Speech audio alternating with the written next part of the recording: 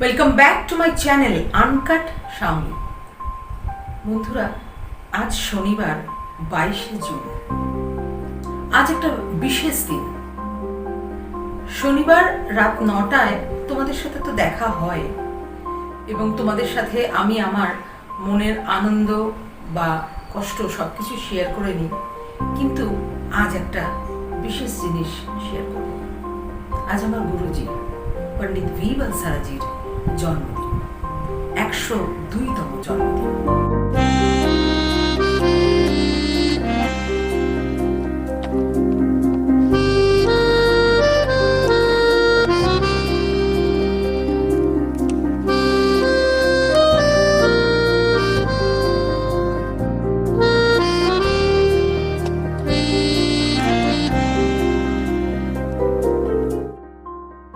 আমার গুরুজি যে ফিজিক্যালি আমাদের মধ্যে প্রেজেন্ট নেই, এই কথাটা না আমাদের মনেই থাকে না।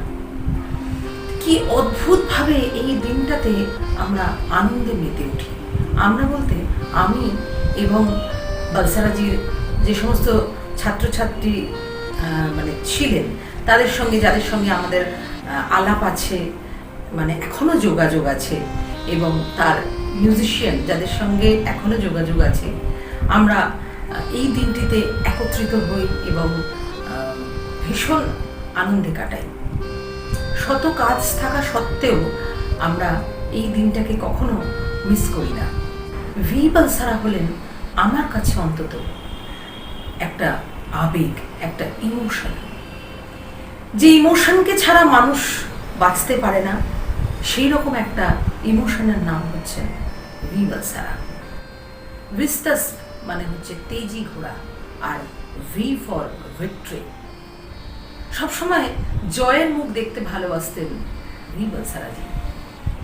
আসল কথা, ভি বনসারাজিকে নিয়ে, মানে আমার গুরুজিকে নিয়ে এত স্মৃতি, প্রতিদিনের পথ চলার গল্প, সে তো কম কথা নয় কিছু।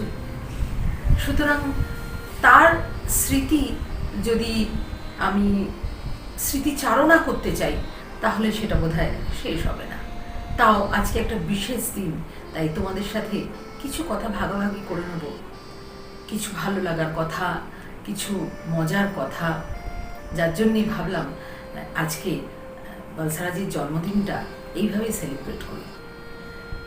জানো বন্ধুরা, যখন আমি ওনাকে প্রথম দেখেছিলাম, অ্যাকচুয়ালি আমার মা শ্রীমতী সুষমা সেনের হাত ধরে ওনাকে আমি প্রথম দেখেছিলাম। বনসারাজির একটা মিউজিক্যাল গ্রুপ ছিল, মিউজিক্যাল ট্রুপ বলা যেতে পারে, সাজো আওয়াজ। ওখানে আমার মা গান গাইতেন। আমার এখনো মনে আছে, খুব ছোট্ট বয়সে, মানে ধরো মাস 4-5 আমার যখন বয়স, তখন আমার একটা কঠিন ব্যায়াম হয়েছিল, ব্রঙ্কোনিমোনিয়া, এবং ওনার বড় ছেলেরও ব্রঙ্কোনিমোনিয়া হয়েছিল। আমি তখন ছিলাম, মানে বেড়াতে গিয়ে আর কি আমার ব্রঙ্কোনিমোনিয়া হয়েছিল। ওইখানেও কিন্তু উনি মাকে চিঠি লিখছেন যে, সুষমা, তুমি তোমার মেয়েকে নিয়ে কলকাতায় চলে এসো, আমি ডাক্তারের ব্যবস্থা করে দেবো। এবং সেই সময় পেনিসিলিন ইঞ্জেকশন দেওয়া হতো না, কিন্তু সেই ব্যবস্থাও কলকাতা আসার পর হয়ে গেছিল। যাই হোক, মানে ওই বয়স থেকে, মানে যখন পরবর্তীকালে ওনার কাছে যাই, তখন উনি বলেছিলেন, আসল কথা যোগাযোগটা না অনেক পুরনো, মানে সেই 4-5 মাস বয়স, সেই তখন থেকেই ওনার সাথে অদ্ভুত একটা যোগাযোগ। আর আমার এখনো মনে আছে, খুব ছোটবেলায়, তখন আমার ইনস্ট্রুমেন্ট শেখার কোনো রকম প্ল্যানিং ছিল না, জানো। তখন যখন ওনার কাছে গিয়েছিলাম, আমি এবং আমার দিদি দুজনে মিলে মায়ের হাত ধরে টুকটুক করে ওনার 16 অক্ষর দত্তলিনে পৌঁছে গেছিলাম। তখন ওখানে উনি বলেছিলেন যে, ঠিক আছে, তোমার মেয়েরা গান গাইতে পারে সুষমা। দুটো গান উনি শুনেছিলেন, আমার কাছে একটা এবং আমার দিদির কাছে একটা। কি অদ্ভুতভাবে আমি গিয়েছিলাম, বড় আশা করে এসেছিল। যে গানটা আমি পরবর্তীকালে জানতে পেরেছিলাম যে এই বড় আশা করে গানটি ওনার অত্যন্ত প্রিয়, এবং ওই দিনও উনি একদম চমকে গেছিলেন যে তোমার ছোট মেয়ে এই গানটা গাইলো। মাকে জিজ্ঞেস করেছিলেন এই গানটা কি ওর বিশেষ ভালো লাগে? তো বন্ধনগুলো আমার মনে হয় যে একদম খুব প্রিসেট করা থাকে সমস্ত বন্ধনগুলো, যার জন্য আমি আমার গুরু হিসেবে এমন একটা মানুষকে পেয়েছিলাম। শুধু গুরু বললে বোধহয় ভুল বলা হবে। ভি বালসারাজি ছিলেন ফ্রেন্ড, ফিলোসফার অ্যান্ড গাইড। এবং আর একটা কথা বলি, এই যে ওনাকে আমি প্রথম কিন্তু আঙ্কেল বলেই ডাকতাম, কিন্তু উনি বললেন না না, আঙ্কেল বললে সব ধরনের গল্প করা যাবে না, মজা করা যাবে না, সেই জন্য উনি বললেন তুমি আমাকে দাদা বলে ডেকো। ইন্ডাস্ট্রিতে আমাকে সবাই দাদা বলে ডাকে, সেই তখন থেকেই দাদা বলেই ডাকি। এবং পরবর্তীকালে দেখেছি যে ইন্ডাস্ট্রিতে সবাই ওনাকে দাদা বলে ডাকতেন। আর তখন থেকেই একদম ছোট্ট বয়স থেকেই দাদার সঙ্গে পথ চলা শুরু। তবে আমি ইনস্ট্রুমেন্টে এসেছি অনেক দিন পর, মানে যখন আমি ক্লাস 11-এ পড়ি তখন আমি ইনস্ট্রুমেন্ট জয়েন করি, এবং আমার ইনস্ট্রুমেন্টটিও উনি কিনে দিয়েছিলেন। এরপর শেখাটা তো আরেকটা ইতিহাস। উনি হাতে ধরে শিখিয়েছিলেন আমাকে পিয়ানো, অ্যাকর্ডিয়ন, পিয়ানো, মেলোডিকা, এগুলো কিন্তু খুব একটা হাতে ধরে উনি শেখাননি আমাকে। আমি ওই আর কি ওনার প্র্যাকটিসের সময় চুরি জামারি করে দেখে নিয়ে ইনস্ট্রুমেন্টগুলোকে একটু আয়ত্ত করতাম এবং ওনাকে সেই লেসনগুলো দেখিয়ে নিতাম আর কি। আসল কথা, ইনস্ট্রুমেন্ট তো ভাবে আয়ত্ত করা যায় না, সেটা আজকের দিনে দাঁড়িয়ে খুব ভালোভাবেই বুঝি, এক মহাসমুদ্র। কিন্তু এই সমস্ত গুণী মানুষ, আমার গুরুজিকে কখনো দেখে আমরা বুঝতে পারিনি যে ওনার এত উনি ডাউন টু আর্থ ছিলেন। উনি কখনো বুঝতে দেননি যে উনি এতটা বেশি মানে এতটা গুণের অধিকারী এবং এতগুলো ইনস্ট্রুমেন্ট উনি বাজাতে পারতেন। তো সেইগুলো তখন জানা মুগ্ধ করতো, যত দিন গেছে সেই মুগ্ধতা আরো বেড়েছে। এছাড়া জানো বন্ধুরা, উনি যে শুধু আমাকে আমার মিউজিকের পাঠটুকুই বুঝিয়েছেন এমন কিন্তু না, উনি কিন্তু জীবনের পাঠও অনেকটাই বুঝিয়েছেন। কি অসম্ভব অ্যাডজাস্টমেন্টের ক্ষমতা ছিল ওনার, প্রত্যেকের সাথে অ্যাডজাস্ট করে নিতেন উনি। এবং অনেক সময় এরকম হতো, অনেকে ধরো খুব গলা বেসুরো গান গাইছে, আমি একটু হয়তো রেগেই যেতাম। অনেক অনুষ্ঠানে এরকম হয়েছে, ওনার সাথে গেছি, দেখছি যিনি গান গাইছেন খুব বেসুরো গান গাইছেন। এবার তখন আমি বললাম যে এরকম বেসুরো গলা নিয়ে মানুষ কেন গান গায়? উনি কি অদ্ভুতভাবে বলতেন, দেখো ওর তো মনের ইচ্ছা হতে পারে একটু গান গাওয়ার, না হয় গলাটা একটু বেসুরো। তখন ঠিক বুঝতে পারতাম না ব্যাপারটা, এখন কিন্তু খুব বুঝতে পারি। ওই যে বললাম, ভি বালসারা হলো একটা ইমোশন। সেই কি সাংঘাতিক একজন নিজেও ইমোশনাল মানুষ ছিলেন উনি। এছাড়াও একটা অদ্ভুত গুণ ছিল ওনার মধ্যে। আসল কথা, আমি তো রোজ ওনাকে দেখেছি, প্রতিদিন দেখেছি আমি ওনাকে, যার জন্যে ওনাকে সামনে থেকে দেখা, ওনার সম্পর্কে অনেক কিছু জানার আমার বোধহয় সুযোগ হয়েছিল। অনেক সময় এমন হয়েছে যে হয়তো অনেক অনুষ্ঠানে গিয়ে মানে উনি বাজাচ্ছেন আর পরিষ্কার দেখা যাচ্ছে কেউ একজন বেতালে তাল দিচ্ছে, যেটা খুব শক্ত, এবং উনি খুব মজা করে সেটা দেখতেন এবং এনজয় করতেন এবং আমাদের বলতেন যে দেখো বেতালে তাল দিচ্ছে। তো ওইটা দেখে আমরা যেমন বেতালে তাল দিলে বাজাতেই পারি না, কিন্তু উনি কিন্তু পারতেন। ওনার ক্ষমতাটাই একটা অসাধারণ ছিল। এছাড়াও আজকে একটা তোমাদের সাথে খুব মজার কথা আমি শেয়ার করব, যেটা হয়তো ওনার সম্পর্কে বলতে কেউ সুযোগও পাবেন না বা হয়তো জানেনও না। হয়তো উনি অদ্ভুতভাবে মানে যে ইনস্ট্রুমেন্টগুলো ঠিক টিউন করা থাকতো না, মানে উনি তো অ্যাকস্টিক ইনস্ট্রুমেন্ট, হয়তো পিয়ানো বা অ্যাকর্ডিয়ন, মেলোডিকা, এই ইনস্ট্রুমেন্ট হয়তো টিউন করা নেই, কিন্তু এই ডিসটিউন অবস্থাতেই উনি বাজাতেন অদ্ভুতভাবে। আমরা কিন্তু সেই ডিসটিউন ইনস্ট্রুমেন্ট বাজাতে পারবো না, কিন্তু উনি কিন্তু ডিসটিউন ইনস্ট্রুমেন্ট বাজাতেন। এছাড়াও অনেক সময় এমন হয়েছে যে হয়তো এমন মিউজিশিয়ানদের সঙ্গে উনি বাজাচ্ছেন, সেই সমস্ত মিউজিশিয়ানরা রেগুলার মিউজিশিয়ান ওনার ছিলেন না, তাদের সাথে হয়তো বাজাতে গিয়ে দেখছেন অনেক জায়গায় অনেক অসুবিধা হচ্ছে, উনি কিন্তু ঠিক সেই জায়গাটা ম্যানেজ করে নিতেন। হয়তো একেই বলা হয় প্রতিভা। এইরকম প্রতিভা ছিলেন। আসল কথা, ওনার প্রতিভা সম্পর্কে বলার আমি তো কেউ নই, আসলে ওই প্রতিভা চোখে না দেখলে বোঝা যায় না। আজও বোধহয় আমার পক্ষে বোঝা সম্ভব নয় ওনার প্রতিভা সম্পর্কে, কারণ ওই রকম প্রতিভার মানুষ কম দেখা যায়। আমরা আমাদের ডেইলি লাইফে এরকম মানুষ দেখতে পাবো না। আজ বিভিন্ন কথা মনে পড়ছে, আসলে ওই যে বললাম না, আমার স্মৃতির ভান্ডারটা এত বেশি যে তোমাদের সাথে যদি শেয়ার করতে বসি তাহলে সেটা তো মানে সেই সময় চলেই যাবে একটা মানে কতগুলো এপিসোড যে হয়ে যাবে আর কি। সেজন্য কিছু কথাই তোমাদের সাথে শেয়ার করব, আরো কিছু কথা থাক তোলা যেগুলো পরবর্তীকালে তোমাদের সাথে শেয়ার করব।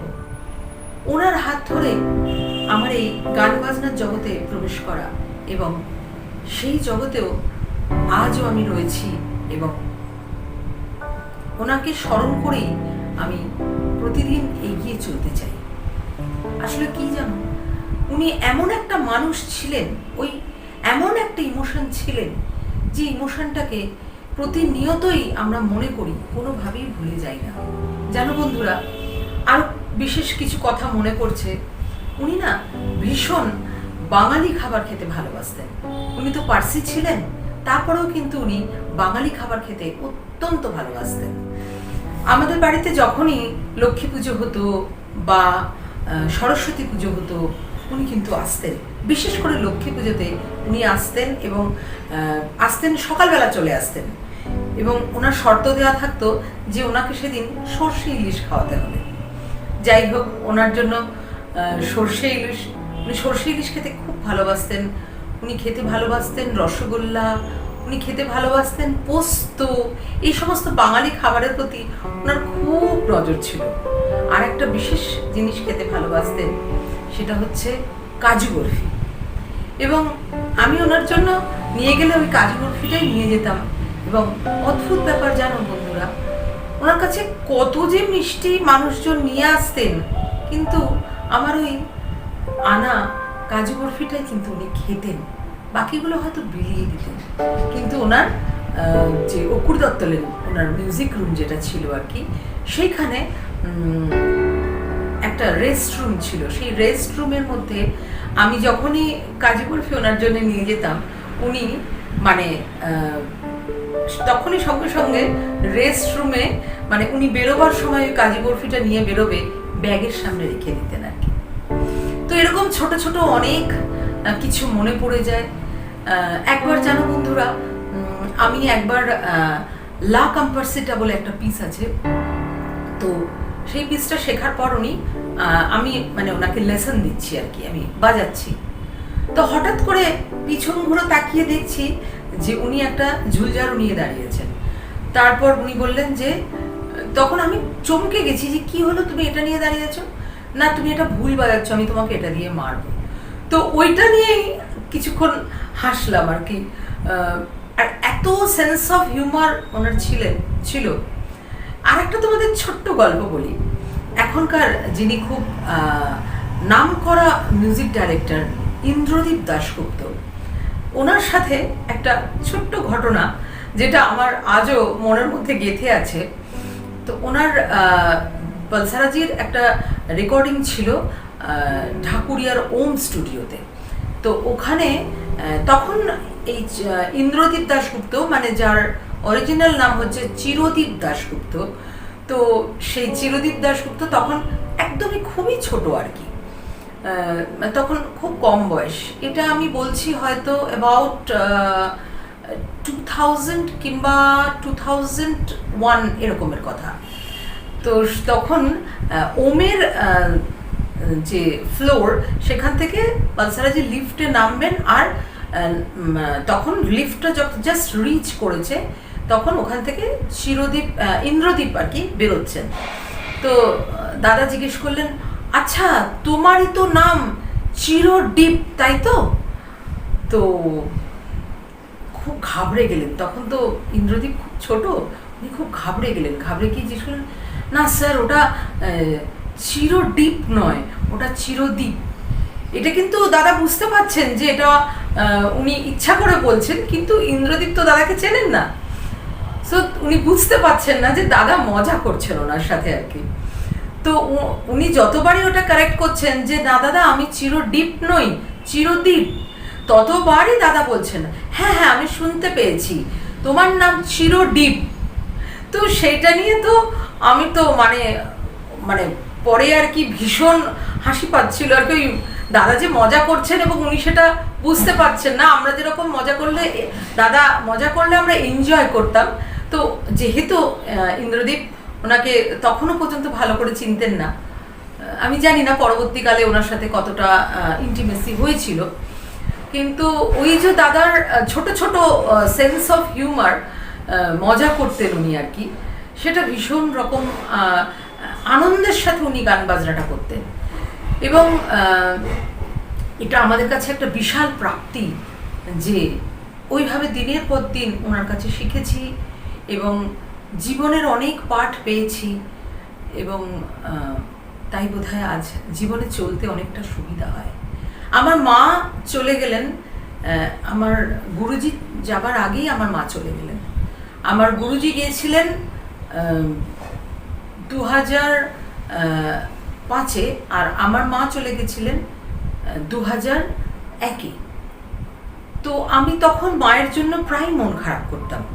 আমার মা চলে যাওয়ার পর খুব স্বাভাবিকভাবেই আমি খুব ভেঙে পড়েছিলাম।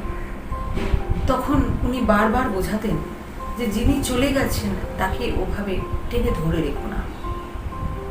আজ বুঝতে পারি উনি কেন এই কথাগুলো বলতেন এবং কিভাবে জীবনের আশা দুঃখগুলোকে উনি নিজেও ফেস করেছিলেন। উনি যখন একদম শেষ শয্যায় তখন বলেছিলেন যে আমি চলে গেলে, মানে সেই সময় উনি সেন্স অফ হিউমার তখন, যে আমি চলে গেলে তোমরা বলো না যে অকালে উনি চলে গেলেন, কারণ আমার কিন্তু চলে যাওয়ার বয়স হয়েছে। এছাড়া উনি যখন খুব অসুস্থ তখন উনি বলতেন যে ঈশ্বরের আমাকে নেওয়া ছাড়া আর কিছু বোধহয় করার নেই, কারণ উনি ওনার বড় ছেলেকে হারিয়েছেন যখন বড় ছেলের 11 বছর বয়সে, ওনার ছোট ছেলেকে হারিয়েছেন যখন ওনার ছোট ছেলের 45 বছর বয়স, এবং তারপর উনি কম্পোজ করেছেন ওয়ের আই, অসাধারণ সে কম্পোজিশন। যাই হোক, আমার শাওনি সেন ইউটিউব চ্যানেলে দেওয়া আছে, আপনারা যদি মনে করেন তাহলে শুনতে পারেন। তারপর চলে গেছেন ওনার বোন, তারপর চলে গেছেন ধন্যবাদ, তারপর চলে গেছেন ওনার স্ত্রী। জীবনে এতটা দুঃখ উনি সহ্য করেছেন, সেই জন্য শেষ জীবনে বলতেন যে এবার বোধহয় আমাকে নেওয়া ছাড়া ঈশ্বরের আর কিছু করার নেই। কিন্তু ওনার স্ত্রীও যেদিন চলে যায় সেদিনও কিন্তু উনি প্রোগ্রাম করেছিলেন। সেদিন উনি বাজিয়েছিলেন প্রথম গান পুরানো সেদিনের কথা, এবং উনি বলেছিলেন যে এইরকমভাবে পুরানো সেদিনের কথা গানটাকে আমি কখনো ফিল করতে পারিনি আজকে যেটা ফিল করলাম। অনেক কিছু শিখেছি, আমি ওনার কাছে চিরকৃতজ্ঞ, এবং আমি প্রতিটা জন্মেই ওনাকে গুরু হিসেবে পেতে চাই।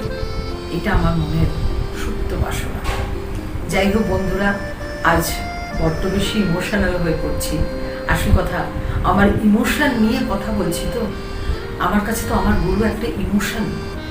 যাই হোক, উনি যেখানেই থাকুন ভালো থাকুন, এবং আবার ওনাকে জানাই many many happy Returns of the day, happy birthday. ওনাকে আমি দাদা বলে ডাকতাম, আবার কখনো কখনো ভিবি বলেও ডাকতাম। So happy birthday VB. উনি আমাদের মনের মধ্যেই বেঁচে থাকুক এরকমভাবে, এবং উনি আমাদের কাছে অন্তত অমর। বন্ধুরা, তোমরা ভালো থেকো, সুস্থ থেকো, মানসিক এবং শারীরিকভাবে, এবং খুব ভালো কাটুক তোমাদের দিনগুলো। আর খুব শিগগিরই আবার মনের কিছু কথা নিয়ে দেখা হচ্ছে তোমাদের সাথে। ততক্ষণের জন্য টাটা।